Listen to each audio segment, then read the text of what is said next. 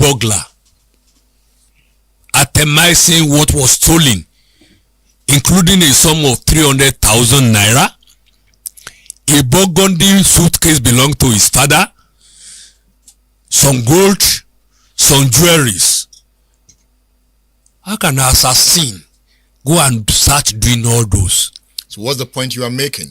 The point I'm making was that if you go further, 2.5 years later, because throughout this proof of evidence, nobody mentioned my name. Nobody mentioned my name that I'm involved, and they have to rob me in. 2.5 years later, he now came to court with a fresh statement.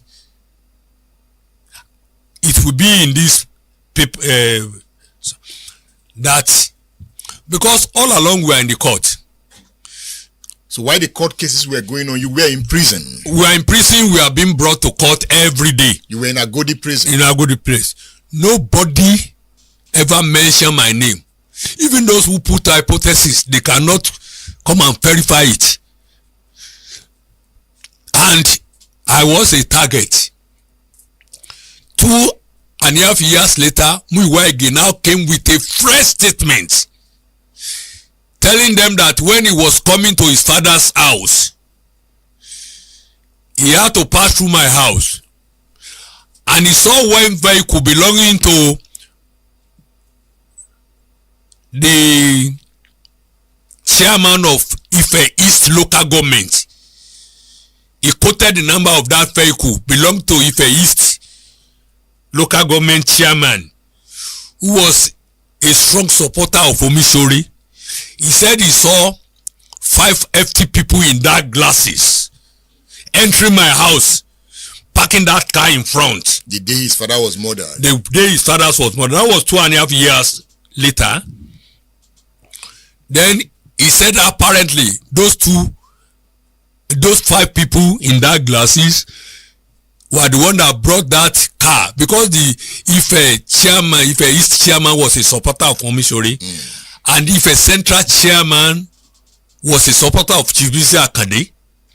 Unfortunately, when he finished writing that statement, he misquoted the number of the car of Ife Central to that of the East that they want to knock. So he said apparently those killers took off from my house. That was 2.5 years later, and said they went to my house.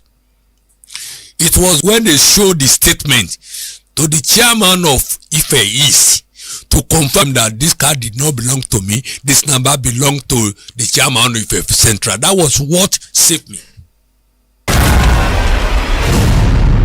State Affairs with Edmond Bilo is live.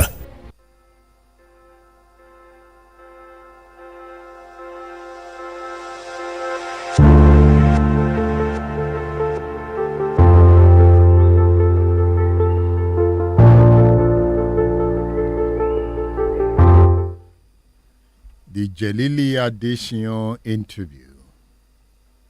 Jelili Adesina is a former minister of police affairs in the administration of Goodluck Ebele Jonathan.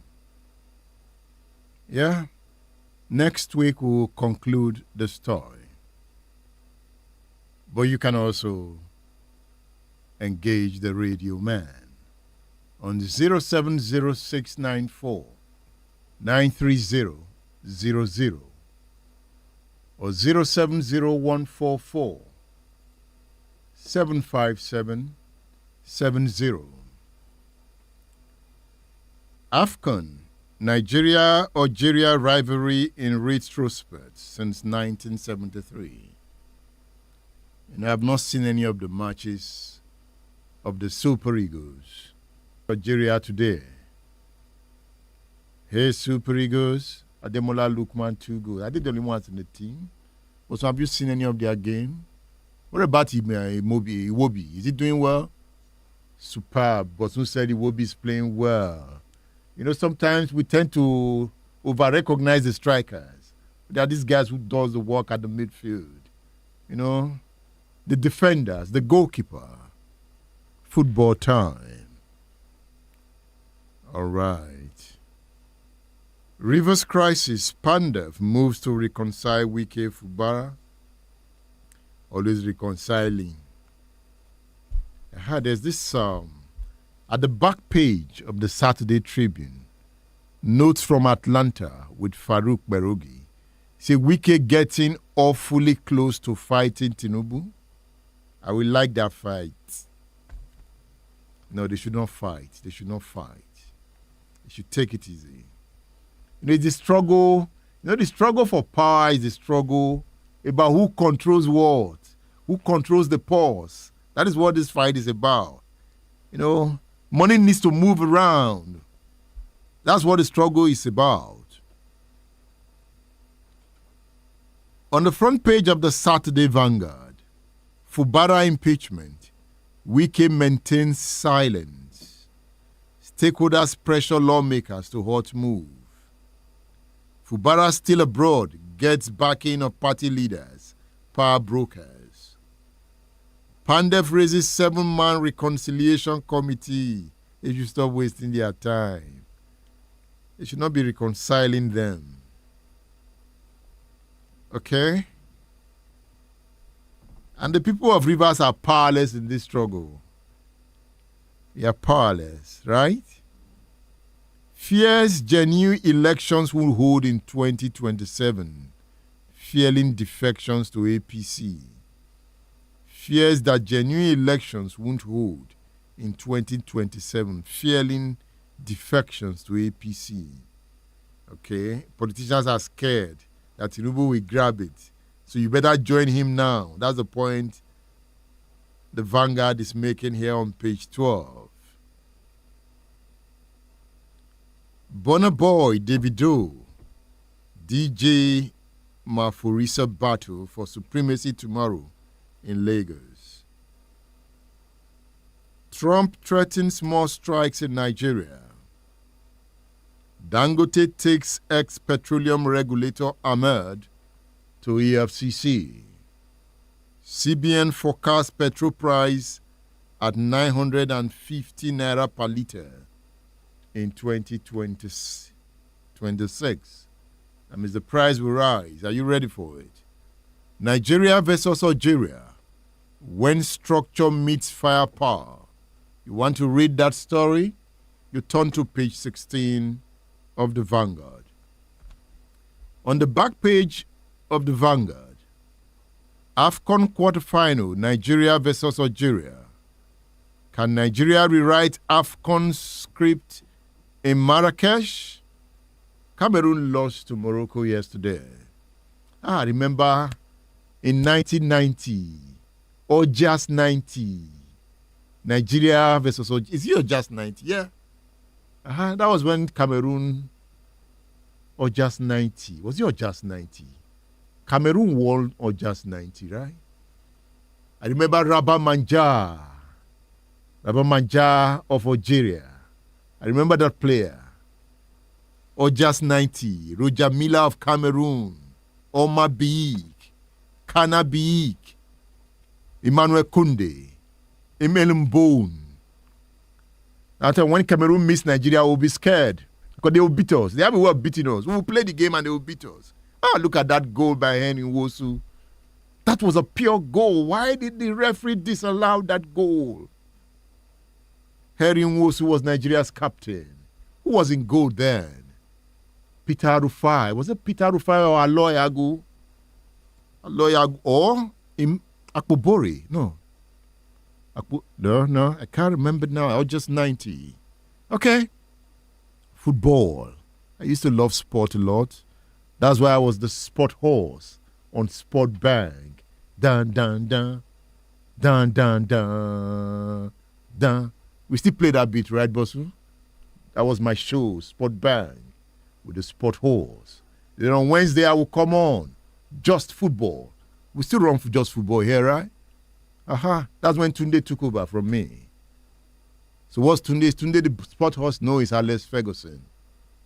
Is Tunde still supporting Man U? What's Bosu doing here? You want to play the beat for me? Let me feel it. Take me back to my days as the sport horse. Okay? Bosu find the sick tune. That's not a sick tune. It starts with gun, gun, gun, gun, gun, gun. Yeah.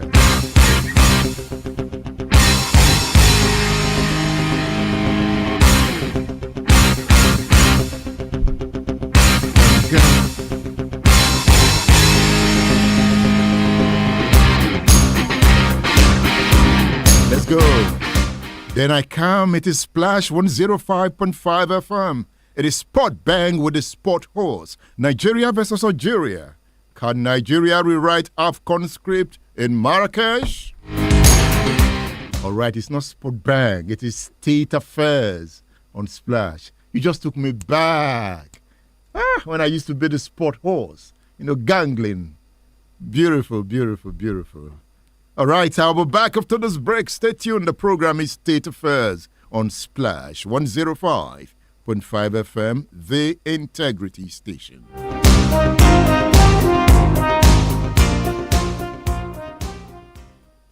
Splash FM 105. That declaration. Even while reading it, I was just charging up. But at some point, calm down. You are a researcher. Yes. Yes. Don't find yourself in this immoral spirit. He says in this article that Biafran revolution terrifies the reactionary countries who are backed by the imperialist countries of the West that mold the foreign and international policies of these reactionary governments. Is that where we are at the moment? Remember, Donald Trump has come. Why are some rejoicing about the coming of Donald Trump? Will it be in the favor of Igbo people? Well, like I've said, the whole thing is shrouded in mysteries, and we cannot say we have a monocausal reason or have a monocausal answer. It is a multidimensional and multifaceted. Because this same United States of America didn't support the so-called Biafra Christian during the Civil War. The support they got from the U.S. was just on a charity basis from the churches and individuals. But from the United States government, they didn't have the backing. United States backed briefing. And these things are based on their ideology, based on their national interests. Now, back to Nigeria. Why the sudden, support for the Christians? It's not just about Christians. There are a lot of reasons for me. Even the economic reason, ideological reason, and military reason, security reason, because Nigeria is becoming, as I'm concerned, home for terrorists. And all of these things. So it's not just about the Christian whatever. So America is fighting for its own interests. Own interests. Because also America is also watching the international dynamics. Chinese are taking over Africa, West Africa. France, as a matter of fact, France is losing some states in West Africa, also gaining some states in West Africa. He has gained Nigeria. He has gained Nigeria. And that is really paradoxically and ironically because we are not colonized by France. But today they use Nigeria, they quell the coup that are in Benin, courtesy of Tinubu. And the man in Burkina Faso said that the plane they capture has a lot of mechanism or a lot of gadgets placed in that airplane to carry out a surveillance of their nation and all of those stuff, their security apparatus and some other things. So it's really deep. So some are really happy and some are not happy. Some Northerners are not happy. And so these are the issue of ethnicity and some Igbos are happy. They are telling Trump, go ahead. And they are most Igbo, let me put it this way, are happy. And it's because they feel that maybe this Nigeria has been unfair to them. For example, look at their son kept in Sokoto prison. Whereas look at Gumi saying all sort of things, snapping picture with terrorists and all of those stuffs. A lot of imams saying all kinds of provocative manners, declaring, even saying that they would declare, or even if they've declared Arewa and all of those stuffs. They are on hot. But Terrorists are being integrated into Nigeria's security architecture. Terrorists are brandishing weapons and have collaboration with the government. Before they carry out the attack, our military will be withdrawn. So these are the things the Igbo people are looking. Igbo people have suffered so much. I don't know. During the Civil War, the way it was prosecuted, during the 1966 pogrom, the way it was done all over Nigeria, even expatriate people were like, wow, what kind of thing is this? Are they not part of the union and all of those stuff? The way people were killed, brutally killed and all of those stuff, and then go into the Civil War, the way it was carried out. Over 3 million people from the defunct Biafra were killed, children were killed and all of those stuff, agents were killed, the blockade and all of those stuff. After the Civil War too, even the issue of properties were seized, and even the issue of the 20 pounds, all of those stuff, the assets were seized, the indigenization policy they couldn't buy, and since then, Igbo man has not become president. So these are the things that are making them feel angry, and not just that. When it comes to national assets or resources, one Nigeria. But if there's any misunderstanding on verbal exchange, go back to your region, all of those stuffs. So you see all of this whole thing, the election during the past election, they're also watching how Tinubu comported himself and the kind of things he said, MCO, Olomo, and all of this whole thing. So these things make them feel bad. For example, every other region, South has 6 states, Northwest 7, North Central 6, Southwest 6. And they have been having 5 states. These are the issues deliberately designed to keep them, to break them down. I told you that this thing started even from the British. The people of Anioma, the Ekumeku, fought them for like up to 30 years for British to stand still. About women fought them. Yeah, about women fought them 29. Indirect rule didn't work in Southeast at all. It worked perfectly in the north, partially in the west. So all of this whole thing, and so after the Second World War, 1945, the mining of coal because British started.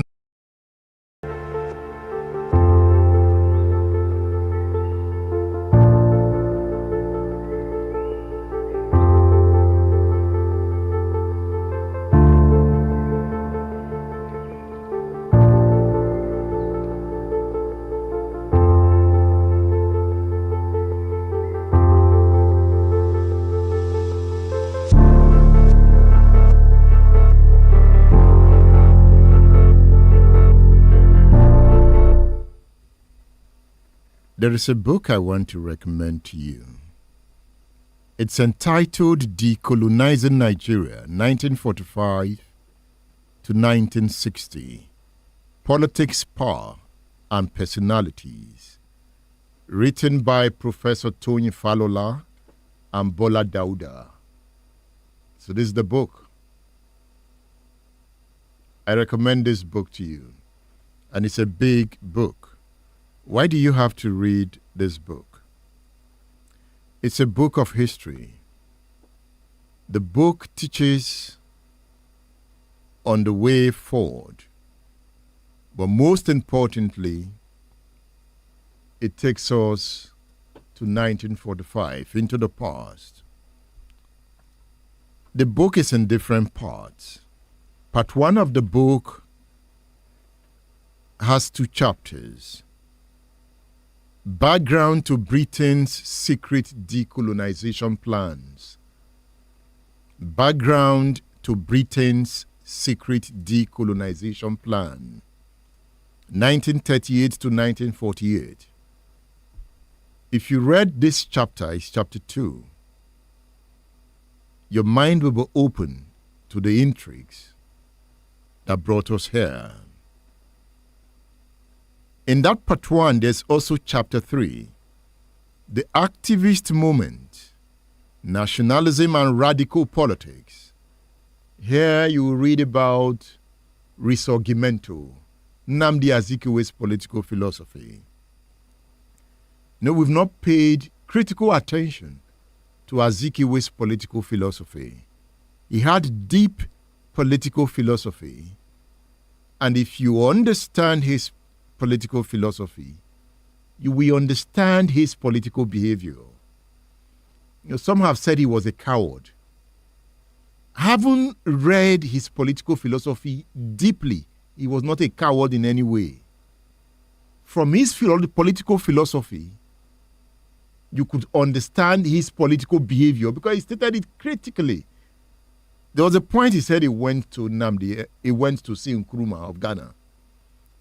Nkrumah wanted to use violence to achieve Ghana's independence. He told Nkrumah clear that his political philosophy does not accept political violence.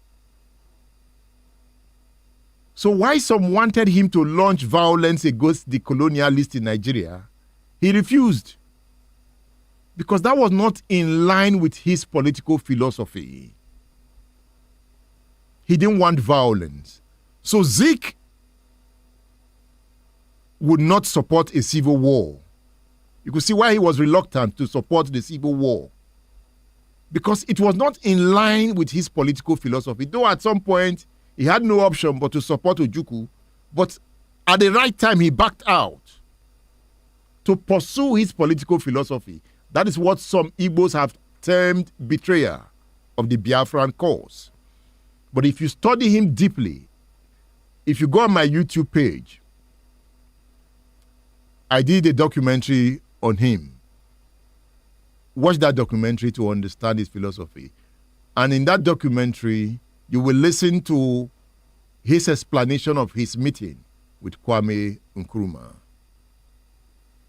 But again, the way you have many Yorubas saying, I am an Aoist, why are there not Igbos saying I'm a Zikist? How come the intensity of Aoism has drowned Zikism? Who are the Zik followers of today? Are they still in politics? But you can find Aoists still in politics. That's a discussion for another time.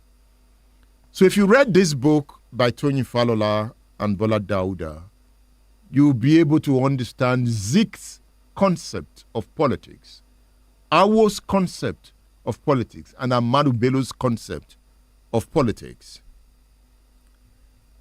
So I recommend this book to you. If you look at part 3, there's what is called the Nigerian Nationalist Triad. Ahmadu Bello, Nnamdi Azikiwe, and Obafemi Awolowo. I've interviewed Bola Dauda on what they wrote about the Nigerian Nationalist Triad. You'll find that interview on my YouTube channel. So read this book, Decolonizing Nigeria 1945 to 1960. Remember, Tony Falola is with the radio man. We have talked about Hausa insurgency. So what did Awolowo do to unify Yoruba's identity? Falola takes us into history again. Reflections on the past to understand today and to move into the future with confidence. Tony Falola on State Affairs.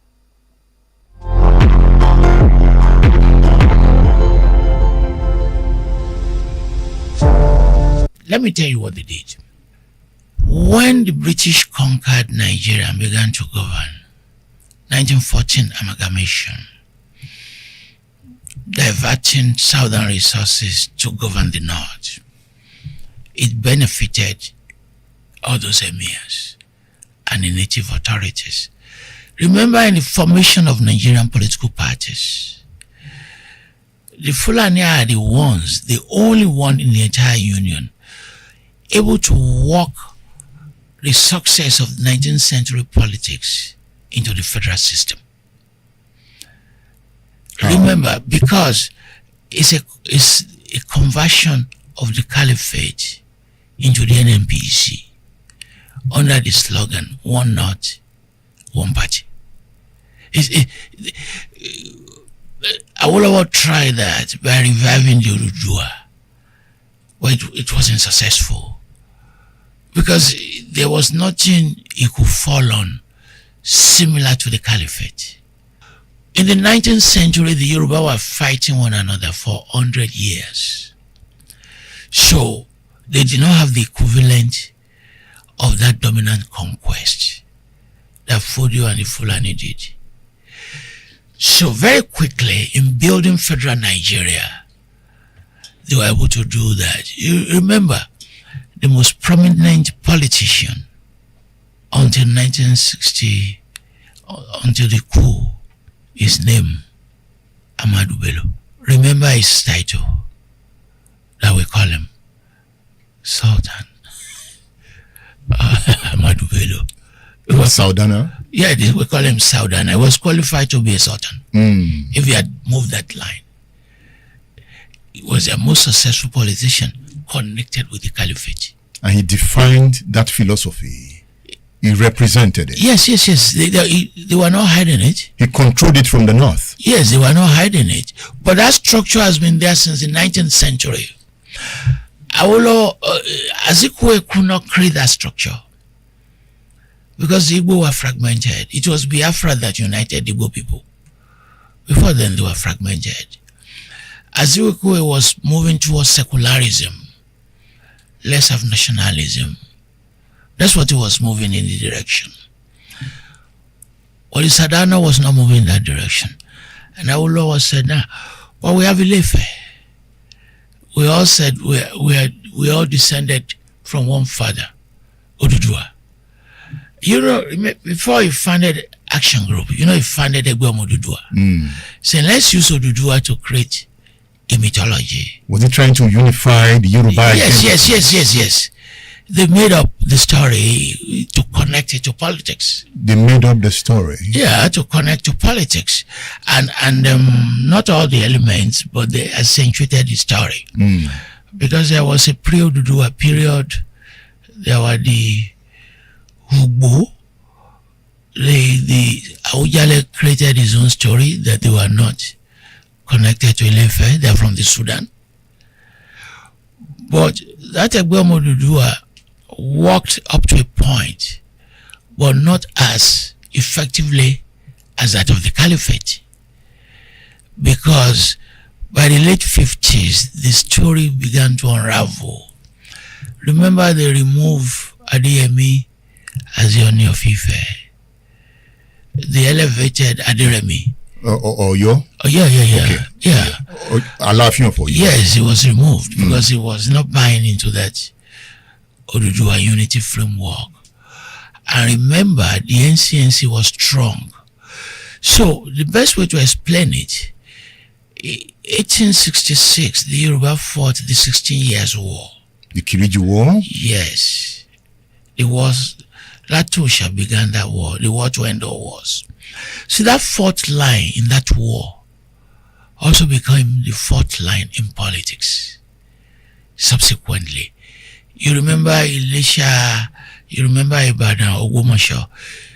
By the time the MPN was formed, they were following that fourth line of the 19th century.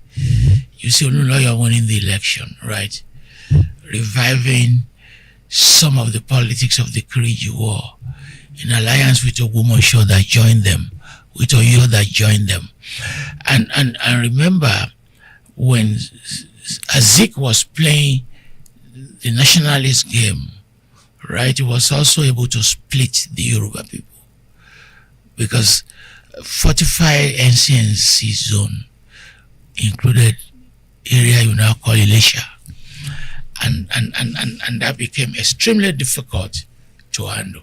You know, in this book, Decolonizing Nigeria 1945 to 1960, Yes. Politics, Power, and Personality, some of the points you have explained are well documented here. And the personalities, Yes. the key personalities, and what their strategies were. State Affairs with Edmond Below is live. As a historian, help us resolve this issue. The rivalry between the Alaafin and the Oni, what is it about? Well, I can resend it to you. Before this installation, I wrote for him a long piece And one of the things I said is forget this rivalry. Move in the direction of development. The road leading to Oyo is under construction. The road going to Ife is terrible. How can you drive a Rolls Royce on that Ibadan Ife road in the name of God? He only does that. But you know what that means. So, if you ask me to go to Ife today, I will say I'm not going. So, I said, why don't you refocus to city development and forget this rivalry? Now they are all taken to histories that they choose the one they want. Because the Oyo that Owade is governing is Oyo Atiba. It was not an empire, it was a city. A city. The empire had fallen. It had collapsed. Broken into pieces, of which Ibadan was one.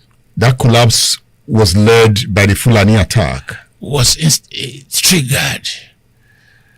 It was triggered by the Fulani crisis because they subsequently control Ilorin. And then they launched a series of invasions. It has to do with Alimi. Yes. So when that empire collapsed, people fled in different directions. And the small segment went to now what you call Oyo. It was not an empire. Governed by Atiba. The people who become Alaafin now are Atiba's children. Descendants of Atiba's children. 2 families. It was not the Oromiyan Empire.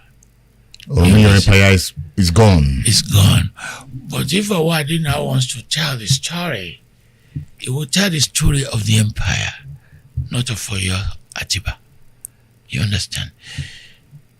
If it was sacked twice in the 19th century by Modareke and Ibadan, twice they relocated, went to Okegbo. The place was sacked. It was never an empire like Ibadan or Oyo. But 2 things happened. Its spiritual significance was recognized. But more fundamentally, when Awolowo founded Egbe Omoduduwa, he needed that Oduduwa Ife story to elevate political unity among the Yoruba people. And the most influential on it then was Aderemi, who became what you now call a governor. The governor was ceremonial. You understand? They were calling them premier, right? But there was a governor. The Wendamdi Azikiwe represented the Queen. Yes, as governor president. general. Yes. No, it was even made the president, wasn't it? He became president when Nigeria became a republic in 1960. But he wasn't the one with the power. Yes. It was the prime minister who had power. So, but both of them claim the history they want to claim. So when they call me and say, but you're an historian, I said, this is not an historian's business. Because you're basically making political claims on the history you choose on your own. Is an Anafi connected to an Oni? Is there any relationship, blood relationship? In the history, Yoruba mythology Yes. of creation and expansion, yes. Okay. If you want to understand Yoruba cities, their origins, there are 3 elements: fundamentalist, primary migration, secondary migration. Fundamentalist is Oduduwa story. This is where we created. And they can even take you to the spot. But as Yoruba became Christians and Muslims, they created a theory of external migration. So sometimes they will connect Oduduwa with Mecca, with Saudi Arabia. They are not the only groups who do that. These stories were created. Yes, you have to create them. And I just wake up and say, let me create a story. Like Genesis chapter 1, it was created. Fiction, right? That's the point you're making. I call it fiction. If you are a Christian, you'll be angry if I say fiction. All right. because faith means you have to believe the story.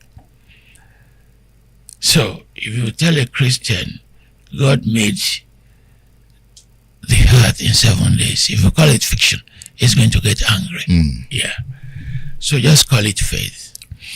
So they came in contact with the Quran and the Bible, and they began to revise the history. Remember, in subsequent years, the Igbo also said they are Jewish people who came from Israel. People do that. Now, when you come to the primary migration, after creating Oduduwa, right? They now move further that he had one son, which they gave a name, and the son has a number of children. Oromia was one of them. And that was the connection between ancient Oyo and Ife tied to Oromia. And that same Oromia tied Ife with Edo history. Egereva and others, until the current king comes, who is revising the story, creating his own story, the Edo, the Oba of Benin. It was Oromia that created the Benin monarchy for them. So, and then you now have secondary migration, where those children originally went, okay, to Edo, Oyo. People also now left those regions to create their own, creating a lot of secondary stories. So from those children, which of them became Oni? It was the one living there in his father's palace. All children of The others left. They left. Oromia came to Oyo. Yes, and went to Benin. But they are all children of Oduduwa. They are all children of Oduduwa's son. Oduduwa's son. Okabi, they call him. Okay. So these stories have been there forever. And this rivalry will not stop between the Alafi and Oni. The rivalry was created by the British when they raised the Alafi as the number one preeminent king of the Yoruba. And Awolowo came. And now reverse that. And by the 50s, Adeyemi was deposed. And Awolowo now said the spiritual head, if we are all children of Oduduwa, was a preeminent one. And remember that if you study the politics, the AG became UPN. They had power for more time. Interesting. Yeah. State Affairs with Edmond Nubilo is live.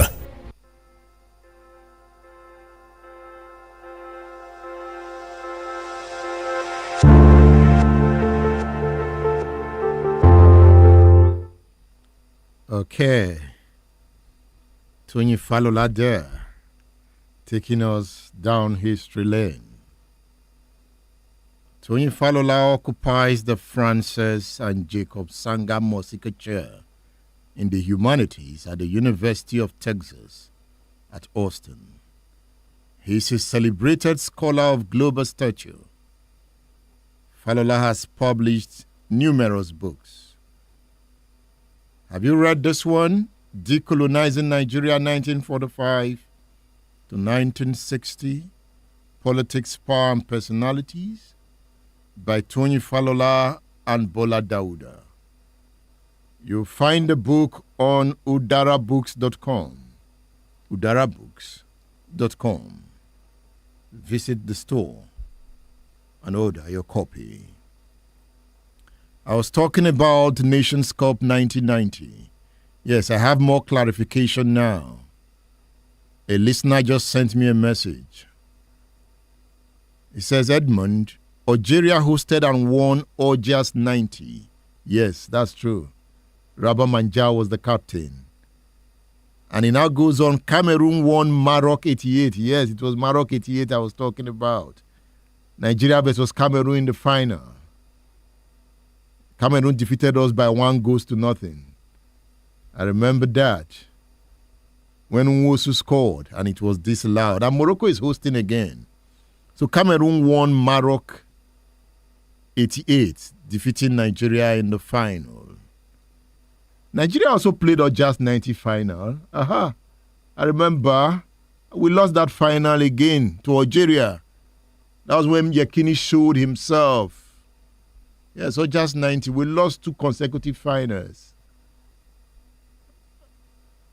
Algeria won that one. And we are playing Algeria today. Okay? But if they lose, don't be angry. Oh. Not that they will lose now, you begin to insult the players. They can't win all the time. We want them to win.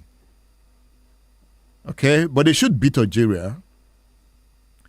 So this listener continues, you are right. Henry Nwosu fine header against Cameroon in the final of Maroc 88 was a beautiful goal. He goes on to say Anthony Bell in goal for Cameroon. Anthony Bell. This listener knows football. It reminds me of Thomas Nkono of Cameroon. You know, Thomas Nkono. Anthony Bell in goal for Cameroon had no answer to the superb header. Only God. I know why Mauritania referee Driss Assad disallowed that goal. How I wish VAR was in existence then. VAR. Cameroon. Roger Miller.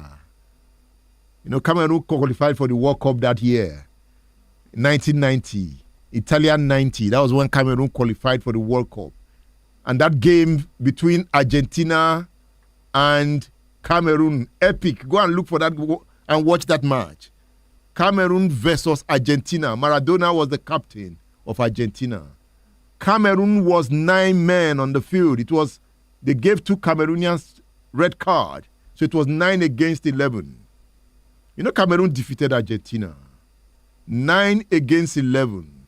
I remember Maradona, Buruchaga, when Roger Miller rose and nodded the ball into the goal. All right. Who wants to win the Nations Cup? I wish them well. Okay, the radio man has to go now. I'll be back on Saturday on a fresh package of State Affairs. The next program is Ijoba Tiwa with Sheun Special. It is Splash 105.5 FM, the Integrity Station. I am Edmund Obilo. Thank you for being there.